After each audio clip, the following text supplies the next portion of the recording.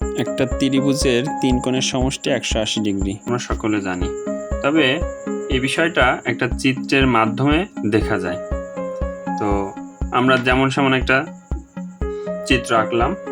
তো এখন কাজ হচ্ছে এই ভূমির সমান্তরাল করে শীর্ষবিন্দুতে আমরা একটা রেখা টানি।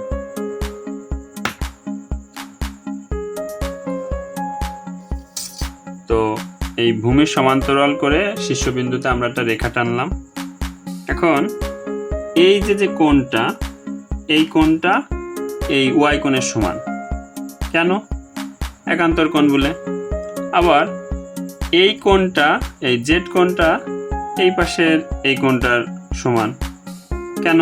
একান্তর কোণ বলে। তাহলে আর এই এক্স কোণটা, এটা তো ত্রিভুজের ভিতরে আছে, এই রেখার ভিতরে আছে।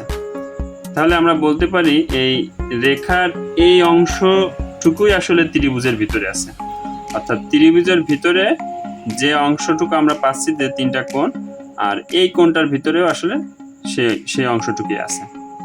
তো একটা রেখার ভিতরে আমরা জানি যে 180 ডিগ্রি থাকে, এই জন্য আসলে ত্রিভুজের তিন কোণের সমষ্টি 180 ডিগ্রি। একটা রেখার ভিতরে যে 180 ডিগ্রি থাকে, এটাও কিন্তু আসলে দেখা যায়। তো আমরা একটু দেখানোর চেষ্টা করি।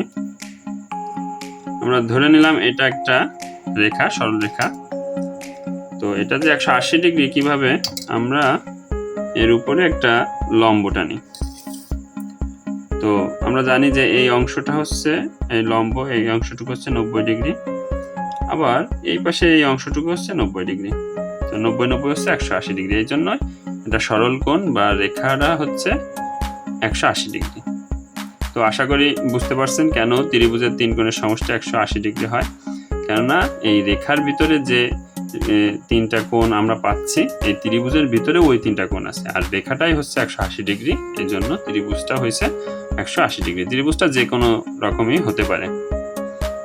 তো পরবর্তী ক্লাসে আমরা শিখব একটা বৃত্ত কেন 360 ডিগ্রি হলো, কেন এটা অন্য কোনো ডিগ্রি হলো না, 370 হলো না বা 400 হলো না, কেন 360 ডিগ্রি হলো, এটা আসলে কিভাবে আসলো, এই বিষয় সম্পর্কে আমরা পরবর্তী ক্লাসে আলোচনা করব। আজ এ পর্যন্তই। আসসালামু আলাইকুম।